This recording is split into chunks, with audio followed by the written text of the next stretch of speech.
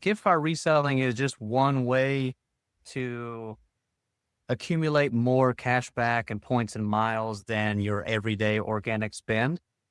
The general idea being you are purchasing something with your credit card and then you are finding a way to get that money back and then pay the card off and keep the points. With gift card reselling in particular, normally what we look for are gift card promotions, either from physical retailers. So there's lots of different grocery chains in the US that will do gift card promotions, or also online retailers as well. We look for promos where those gift cards are offered at a discounted rate that's profitable for us to buy them at. And then we'll send out notifications to our group of members, and they'll go and buy the cards and sell them to us. And then we pay them back and they pay off the cards and keep all the points.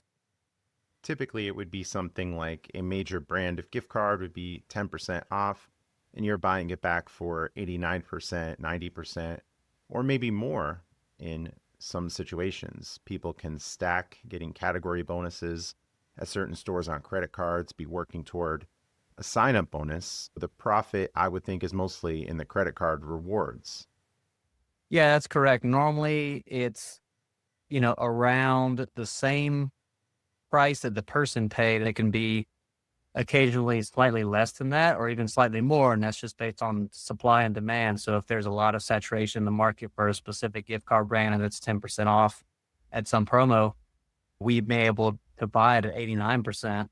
But if that person is getting 2% on their credit card or even more when you factor in category bonuses, so maybe 3x or 4x points, then obviously it still makes sense for them to do that. And then even sometimes there are opportunities where if a brand is really hot, so if it has a really high resale value and or there's a lot of scarcity, it's hard to get a lot of, then those are normally the times when we see the ability for us to actually offer commissions on top of whatever that promo, discount rate is. So yeah, it might be a 10% off card, but we're able to buy it at 8 or 9% off. And then you've got some profit in addition to your cash back and points from your card. We're recording in February of 2026.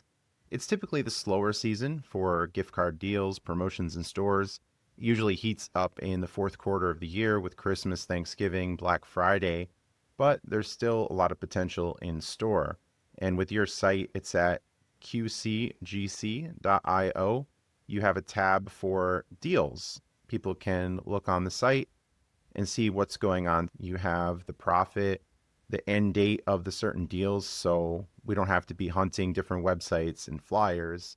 Or if you only want to do online deals, you could turn off all the in-store ones and do it that way as well. Going back to the deals section here, it's really nice because it shows you the source where you're buying the gift cards from, how much capacity is remaining, and like you said, the end date, so how much longer you have to actually participate in the deal.